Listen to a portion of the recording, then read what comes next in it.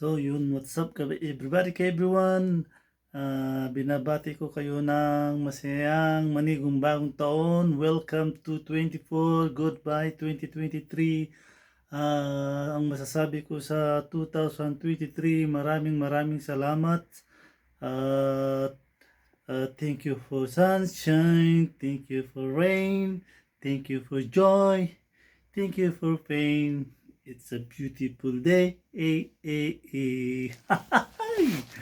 So, yun mga ka-everybody, napapakanta na lang kasi alam nyo na, another year, another 1 year, tayo nagpapasalamat kay Lord.